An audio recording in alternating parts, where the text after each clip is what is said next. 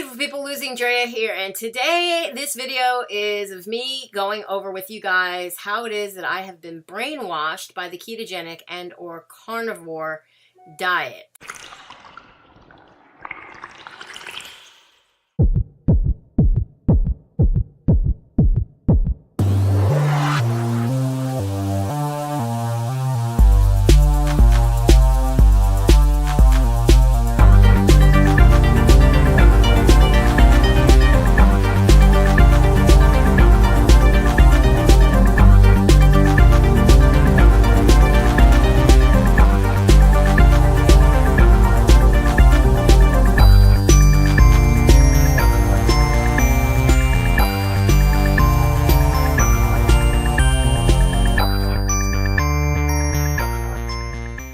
So yeah, I'm coming to you guys with a video in reference to the recent hype that's going around with this Julian Michaels. Everybody's doing a video about it. If you haven't already watched some of those other videos, Dr. Berg did a video. Frank Terfano, who is more of a carnivore, did a video. A lot of people are doing videos. And in fact, apparently, like, somebody who's like out of the limelight, like, because like Julian Michaels, everybody knows who she is from like The Biggest Loser or whatever that show is. I never liked her personally. There was something always about her that just always seemed fake, and I never liked her. I don't like Dr. Oz. I don't like Julian Michaels. Yes, I'm stating it here on my video for anybody who doesn't like me for saying that. Come at me. Comments down below. That's what they're there for. But yeah, you know, the title of the video says Brainwashed by Keto and or Carnivore. And I'm happy to say that I have been brainwashed. My brain has literally been washed. It needed to be washed. I had brain fog for well, much of my life, although I attributed it to my younger years when I used to party and do some things that weren't so good for my body. And I put substances and chemicals into my body that controlled my mind. And I didn't do it because I needed my mind to be controlled. I did it because I was growing up in an era where I just wanted to have fun. And that's what we did in those days. We partied, we smoked pot, and we had fun. So, you know, fast forward 2010, June 26th, I said enough is enough. I stopped doing drugs and I haven't put a substance in my body. And it's been a little bit more than 8 years now. And this year will be 9 on the 26th of June of this year of 2019. So let's talk about menopause for anybody out there who is probably after 40. Hopefully it doesn't happen to you that young, but I think even at 48, which I am now, I feel that I'm too young to be going through menopause. However, supposedly getting it or the pre or perimenopausal symptoms have run or been known to run in some of my family members who are females. Obviously, men don't get menopause, but contrary to popular belief, I bet there's one for the medical books on that. But what I'm saying here is whether it's forgetfulness and brain fog that was created by my drug-induced days, and or is it forgetfulness and brain fog due to my perimenopausal symptoms, I had been definitely going through it. And in the last 2 years since I've been on a ketogenic diet, let's say, for those who don't know, going back January 8th, 2017, I began the ketogenic diet that I now currently am on. I consider it a lifestyle, though, not a diet, but for all practical purposes. And the fact that it comes out of my mouth and slips out so easily, the word diet, we're going to use it in today's video. It was the best thing I could have done for myself. It's the most sustainable thing that I have done for myself in the course of 7 years. It is basically the most sustainable thing I've done for myself in my life, dating back to probably can remember in, I want to say 16 years of age. I went to Weight Watchers, and I know that I lost like 13 pounds of water weight. And let me touch on water weight, guys. I don't care if it's not on the scale, then it's not on me. That's all I care. I don't care if it came from water. I don't care if I blew a tremendous amount of gas out. You know, not to get too personal here, but we all do it. So let's not, try to sugarcoat it. Nothing on my channel anymore is sugar coated, by the way. I'm not cooking or baking or doing any of that kind of stuff because I don't need triggers. I am a food addict. I am an addict. So, coming from an addict mind with addict behavior, food is just another symptom, just like drugs were once in my life, and many other things. It could be shopping and other things. And I've touched on that here on my channel, but that is not what this video is about. This video is about the fact that I am grateful that I have been brainwashed by carnivore or keto. The reason being that I have never felt better. My brain cognizance is like on fire. I am alert.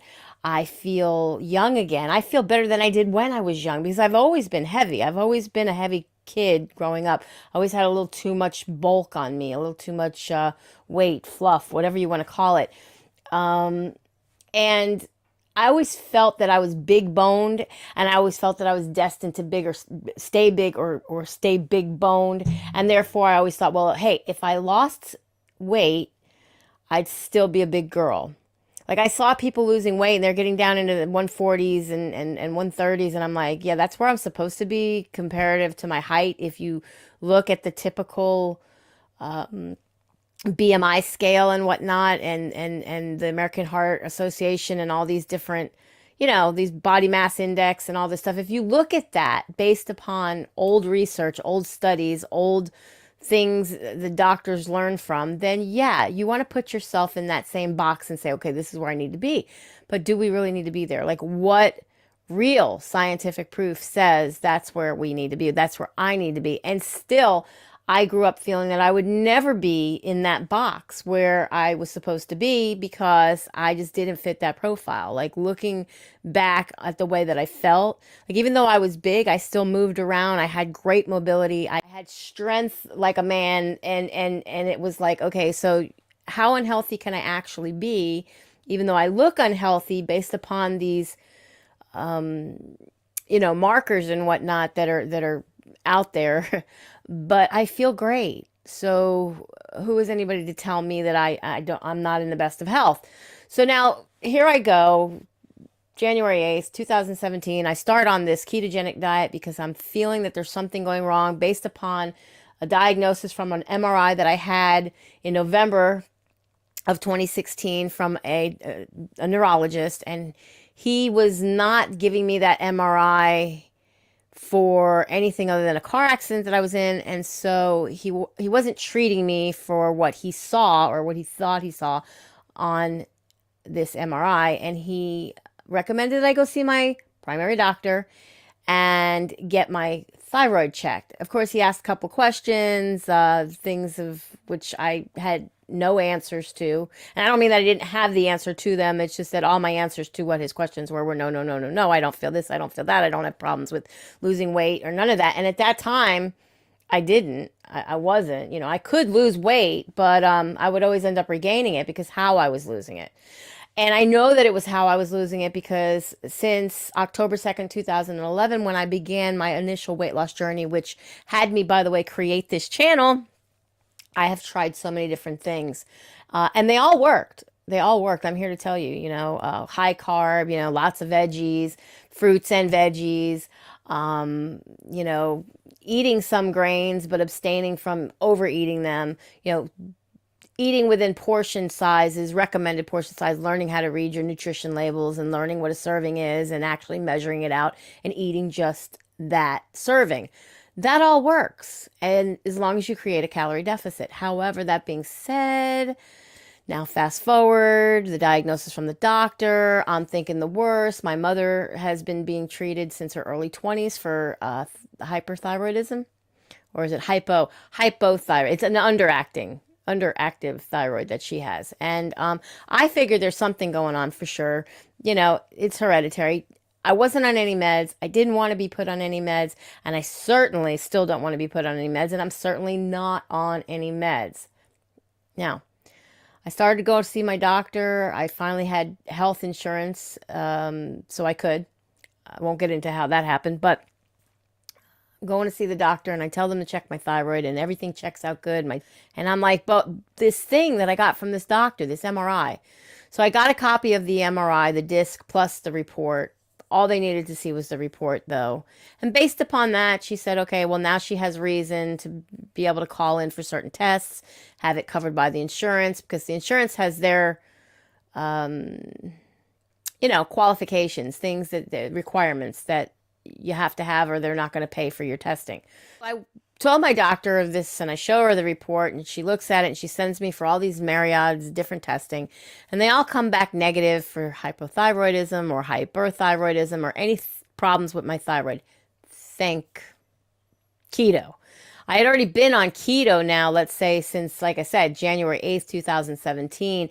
This isn't until March of 2018 that I'm first finally being able to get checked.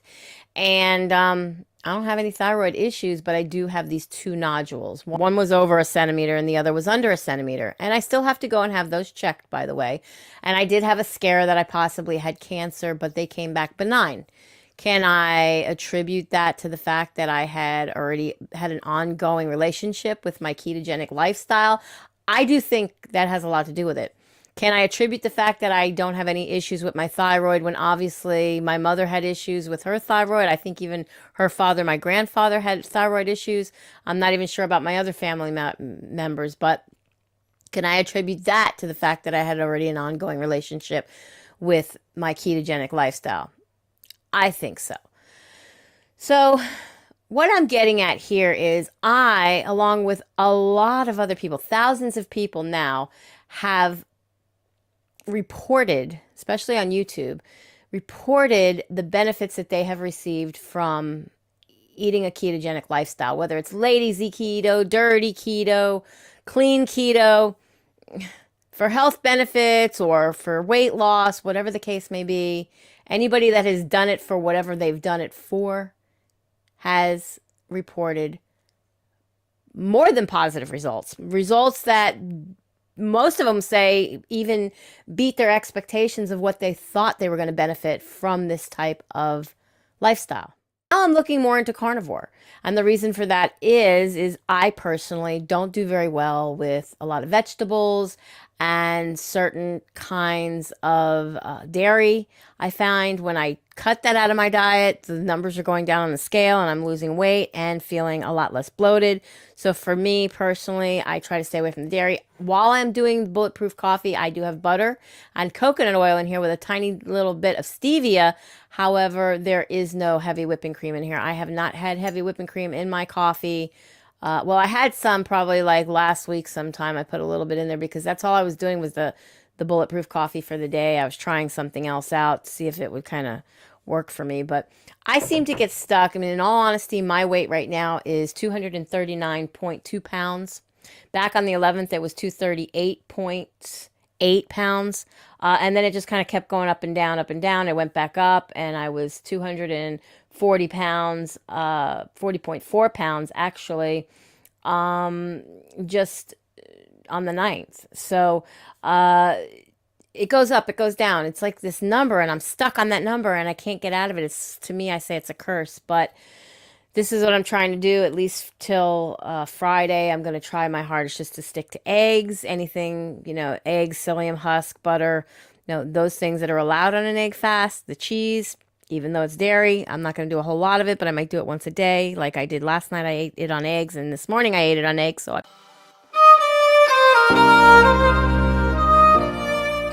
probably will opt out of putting it on my eggs later. We'll just kind of see. But you can have an ounce of, which is 28 grams of cheese per egg, and or 1 tablespoon of butter per egg, or vice versa. I don't.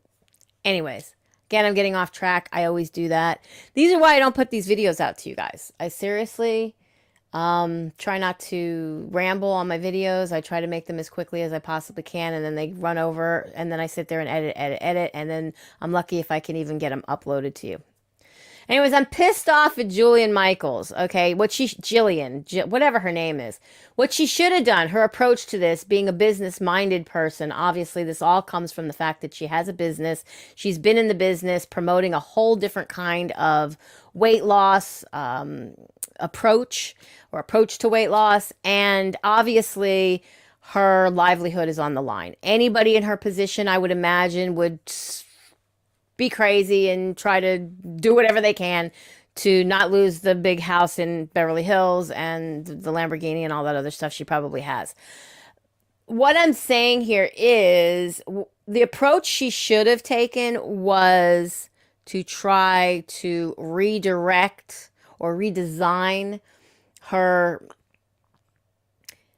approach to weight loss so that it conforms with what is the in thing, what is the new thing, what is the everybody's doing it thing, which is now keto. And so, yeah, when you start seeing like big name companies like Slim Fast starting to come aboard, they found, well, there's something going on with this whole keto thing. So let's get in on board with the keto thing and let's start making some healthy keto bombs and some keto snacks or meal replacements that are for people on keto.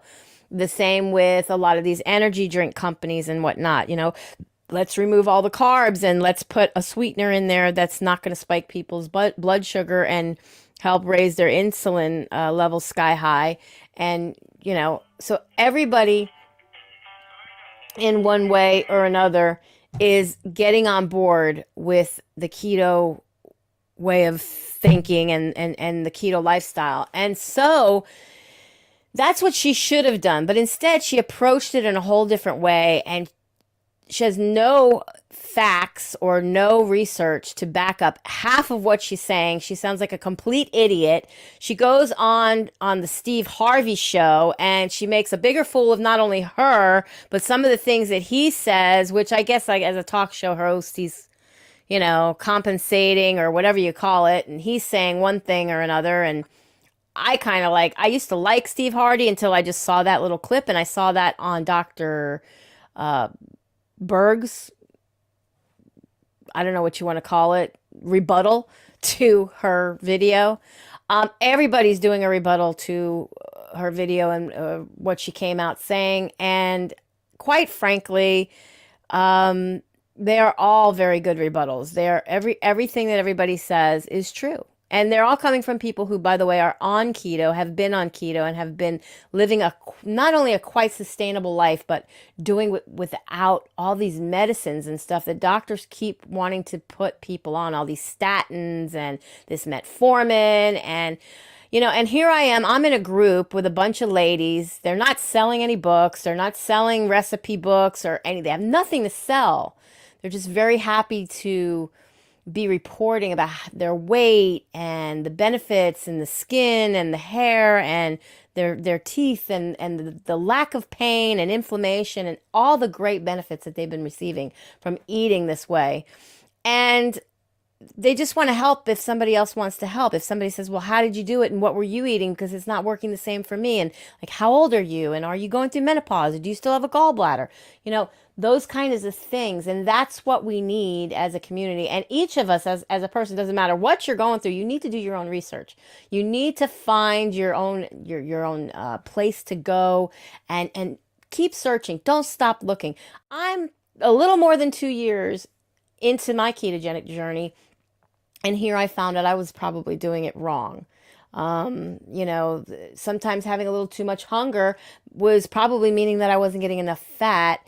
And some of the cravings that I had was probably because of something that I was eating, thinking I could eat it based upon something that I saw somebody else do.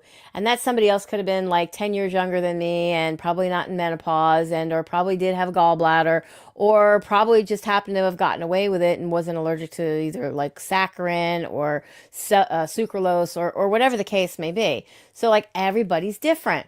It took me to find Joni, Keto Diamond, and start like really paying attention to everything she was saying and everything she was doing. And she makes that easy and possible because of the fact that she puts everything that she eats all day long, every single day in a video, if not more than one video, and posts it on her YouTube channel. And she says, keto is free. You don't have to pay for it. And you don't have to pay a lot of money to be buying the expensive grass feds and the organic and all that. I mean, if you're sick, if you're seriously sick and you have some kind of an autoimmune disease or something that you want to correct, with the ketogenic diet, then by all means, go ahead and try to get the cleanest possible meats and whole foods that you possibly can. However, it is not necessary for weight loss. Okay? And she's someone that had a lot of different ailments and sicknesses, and she was on her deathbed practically. She would have died. She would have not had been there for her grandson and now her new little baby grandson and or any of the rest of her family had it not been for her finding this way of eating and living. So she shares herself freely. Now, something that I learned as an addict in recovery, you can't keep what you have unless you give it away. So I like Joni's approach to the fact that she freely gives any information she has. She has a website, ketodiamond.com. This is not about her, but I'm letting you guys know, if you watch me and watch any of my videos, that you can start this way of eating right now. It's never too late. Don't wait till tomorrow. Don't say, oh, I'll wait till after, Martin Luther King Day is coming on Monday. What I'm saying is just go for it. Don't wait till it's too late. It's never too late. Your health depends on it. And if you think you cannot quit carbs or quit eating sweets, you don't have to. Just watch Keto Ginja's channel. That's Ketoginja. Her name's Amanda. She's also a fellow Floridian who does a lot of cooking and baking and whatnot on her channel. She makes donuts and cookies and all kinds of sweet treats, muffins, and you name it. If they're not triggers for you and you think you can just eat one or two, I have a whole problem with eating more than my share. And it's just myself and my mother. My mother's currently under, she lost, I think, 41 pounds so far on the ketogenic diet. I got her on it when I rebooted this time around, or restarted this time around on August 6th. We both started together. And she's down 40 pounds and I'm down about 30, 31. So she's lost more than me. She has had weight loss surgery, though. She had that many, many years ago. I want to say like 16 years ago. And she's 77, also without a gallbladder and obviously way beyond the menopause stage and all that kind of stuff. But all she's been doing is eating eggs. She said she ate a little tuna fish and it ended up putting weight on her. But then by the morning, she weighs herself a bunch of times during the day like Joni Keto Diamond does. So I guess if they can gauge what works for them, what doesn't, what helps, what doesn't. I can't do it but once a day. My life's too busy to just keep taking my clothes on and off all day long just to keep weighing myself. But I do what I can do for me. Anyways, with that said, I want you guys, if you have any comments, to comment down below. If you've seen any good rebuttal videos on the whole Jillian Michaels thing, feel free to leave those below as well. If you haven't already subscribed, please click the link down below. Give this video a thumbs up if you like it. Share it with someone you think might benefit from it. And I love you all so, so very much. With that said, be happy, be healthy, be beautiful, but just be you. Be the boss of your loss if you're on a weight loss journey. And I'll definitely be seeing you guys in my next video. Bye, guys. Be blessed. Mwah.